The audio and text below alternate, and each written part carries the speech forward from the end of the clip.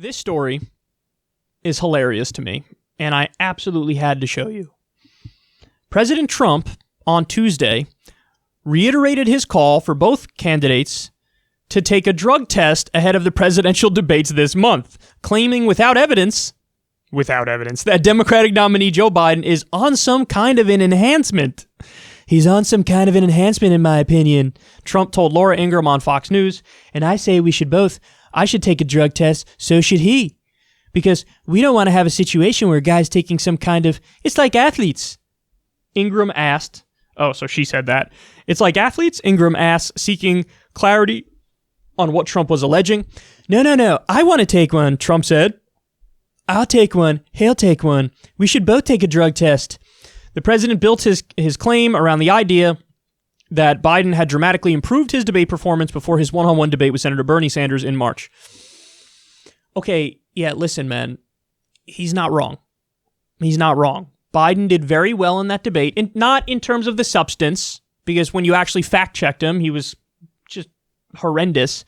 But in terms of how people perceived him, yes, he appeared to be with it, there, sharp, smart, quick on his feet.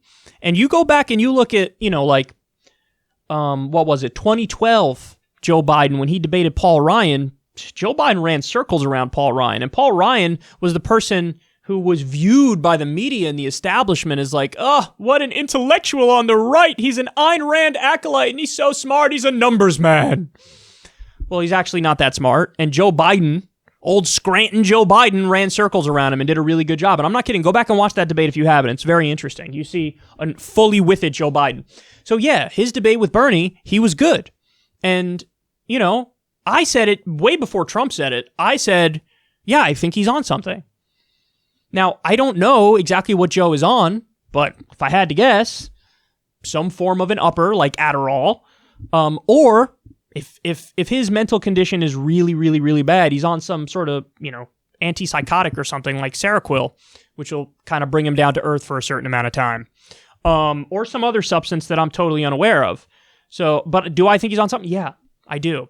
Now, here's the really interesting part of this story. Don, you also take stuff. You do. I'm very convinced of it in the case of Trump. Now, what exactly does Trump take? Again, that's a more difficult question. I do not know exactly what he takes. I do know that there's been many instances of evidence of drug use from him. For example, his pupils. Anybody who knows drugs will know that when you're on certain substances, your pupils either get bigger or they get smaller. Trump has had, certain substances that the signs of being on an upper are there. There's the classic example of the previous debates against Hillary Clinton, where he was doing the old sniffer, man, all throughout the whole thing.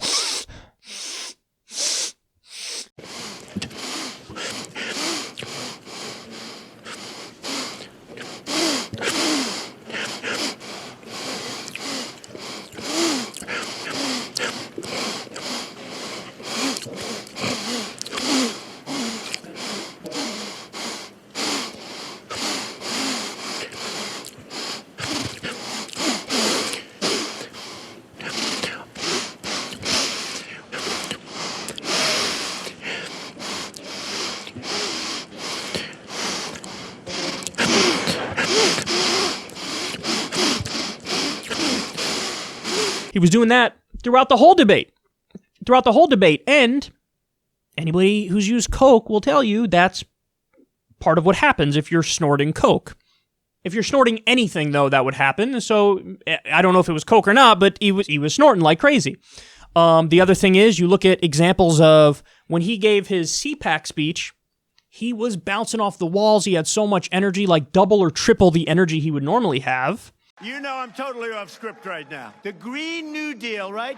Darling, is the wind blowing today? I'd like to watch television, darling. Russia, please, if you can, get us Hillary Clinton's emails. Please, Russia, please. He asked Russia to go get the emails. We're going to look into his finance. I said, where did that come from? He always talked about Russia. The Attorney General says, I'm going to recuse myself. And I said, Why the hell didn't he tell me that before I put him in? Russia. My wife said, you never spoke to anybody from Russia, darling. I said, that's right. President Trump is waiting for the Mueller report. He's bad. He's a bad guy. But you know what I like about this? Number one, I'm in love, and you're in love. We're all in love together. We've done something that nobody's ever done. Hey, Don, how you doing? Hey, Donnie. I love you, Donnie. For 35 years now, they call Mr. President, sir. How are you? Trains to Hawaii. How do you get to Europe? We haven't figured that one out yet. We don't use airplanes anymore. Is doing well, except, of course, for the never-Trumpers. But they are on mouth-to-mouth resuscitation. You don't get rich by sitting behind a desk, so I didn't want to do that. And I'm in the White House, and I was lonely. I said, let's go to Iraq. Okay, General Raisin Cane, how fast can... Sir, we can have it totally finished in 1 week. I said, 1 week? And yet I see senators that are there for 20 years. White hair.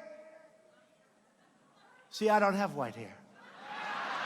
Yes, I agree with this. This speech should have been delivered 1 year from now, not now, damn it.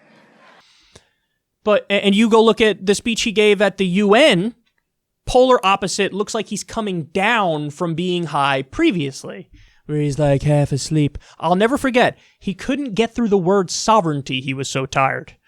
He said like, hysterica sovereign. And then he just moved on from it and kept going. Patriots see a nation and its destiny in ways no one else can. A faceless bureaucracy operates in secret and weakens democratic rule. Sovereignty is only secured. Democracy is only sustained. Greatness is only realized by the will and devotion of patriots. Couldn't say sovereignty. Sovereignty. So I've seen plenty when it comes to Trump. I think I've seen plenty when it comes to Biden in terms of how much his performance changes. So here's my take on it. I want to see the debate, but I want them both on drugs, which is probably what would have happened anyway. But I don't know why Trump is asking for drug tests. If anything, I want drug tests so that we can verify they're both on it. And if anything, give them a little bit of extra drugs, because that'll be more fun. That'll be more entertaining. That will, I mean, come on, we got to be honest here. That will be more entertaining. Now, some people might say, hey, since Trump is calling for drug tests, isn't that evidence that he's not on things normally? No, not buying it, because one of the uppers that there was speculation that Trump would take is there's a particular version of Sudafed, and the UK version of Sudafed has the ingredient, which is an upper, which gives people a high. And then there was a US version that did not have that ingredient. And Trump, in that famous picture from the Trump Tower in his office, where he's eating like a taco bowl and saying like, I love Mexicans, or whatever it is he's at. You look in the background, a drawer's open, and you see a bunch like he stockpiled that UK version of Sudafed, which again functions as an upper.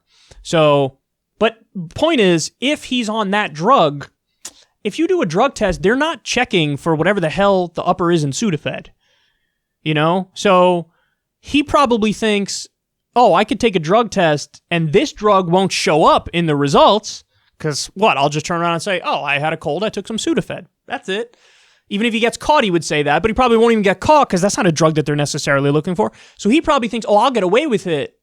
But Biden, you know, whatever he's on, it'll show up. But the funny thing is, honestly, I think with Biden, he might be in a position where he could just be like, no, I'm prescribed this. Like if he takes Seroquel, he could just be like, hey man, I'm prescribed this. I had an aneurysm X number of years ago, and so I've always been on Seroquel since then. So even though it's a performance enhancer, it's necessary. It is what it is. So point is, there's ways around it, even if they do the drug test. And I don't want to see them both sober going back and forth. That would be massively boring. I would love to see them both high as a kite, bouncing ideas off each other, going back and forth, going at each other's throat. I mean, listen, it just fits too well with 2020. 2020 is a train wreck. It's without a doubt the worst year in my lifetime that I've ever seen for the world. Definitely. I think everybody else kind of agrees. You have tragedy happening at the national level, but even people in their in their own lives, in their personal lives, in their private lives. People are just having a rough go of it this year, man. And what we deserve is Joe Biden versus Donald Trump, where they're both high as a kite and making no sense yelling at each other.